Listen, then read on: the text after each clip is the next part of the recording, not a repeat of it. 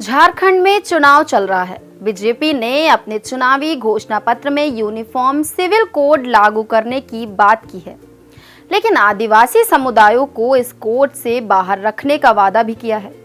चुनाव में राजनीतिक पार्टियों को आदिवासियों की याद आ ही जाती है, लेकिन ये याद आना ऐसे ही नहीं शुरू हुआ। इसके पीछे संघर्ष की लंबी कहानी रही है। सबसे पहले संघर्ष की शुरुआत हुई अंग्रेजों के खिलाफ। 18वीं सदी में अंग्रेजों ने झारखंड पर नियंत्रण स्थापित किया।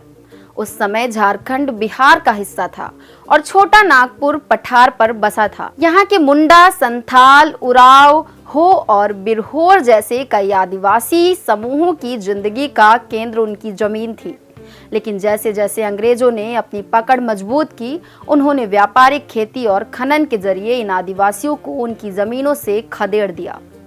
आदिवासी नेताओं ने अपनी भूमि और अधिकारों की रक्षा के लिए विद्रोह करना शुरू कर दिया। इसी कड़ी में पहली बार 1767 में जगन्नाथ ढाल ने ढाल विद्रोह का नेतृत्व किया। अंग्रेजों की नीतियों से नाराज होकर शुरू हुए इस विद्रोह ने लगभग 10 साल तक अंग्रेजों को परेशान रखा।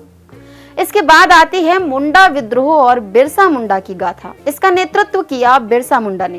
बिरसा मुंडा ने 1899 से 1900 में अंग्रेजी सत्ता के खिलाफ लड़ाई का बिगुल फूका।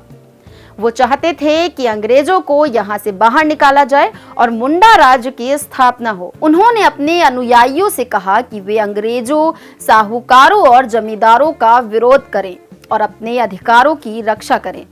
25 दिसंबर 1897 को बिरसा ने अंग्रेजों के खिलाफ एक बड़ा हमला किया। इस विद्रोह को दबाने के लिए अंग्रेजों ने बिरसा को गिरफ्तार कर लिया और जेल में ही उनकी मौत हो गई। हालांकि उनके बलिदान ने मुंडा समुदाय में उन्हें एक महानायक के रूप में स्थापित कर दिया। बिरसा आंदोलन के बाद 1914 में एक और बड़ा आंदोलन हुआ, जिसे ताना भगत आंदोलन के नाम से जाना जाता है। इसका नेतृत्व उरांव समुदाय की जत्रा भगत ने किया, जिन्होंने अंग्रेजी शासन के खिलाफ एक बिना किराए वाली मुहिम शुरू की।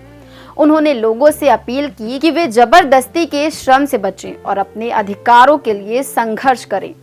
इस आंदोलन ने महात्मा गांधी के सत्याग्रह और असहयोग आंदोलनों को भी समर्थन किया और इसने अंग्रेजों को झारखंड में काफी कमजोर कर दिया। 1980 के दशक में रामदयाल मुंडा और विश्वेश्वर प्रसाद केसरी ने झारखंड आंदोलन को पुनर्जीवित किया। 2000 में इस आंदोलन के फलस्वरूप झारखंड को बिहार से अलग कर एक नए राज्य के रूप में स्थापित किया गया। उन्होंने कहा कि झारखंड का सांस्कृतिक और आर्थिक ढांचा इसके अलग राज्य बनाने के पीछे का कारण है।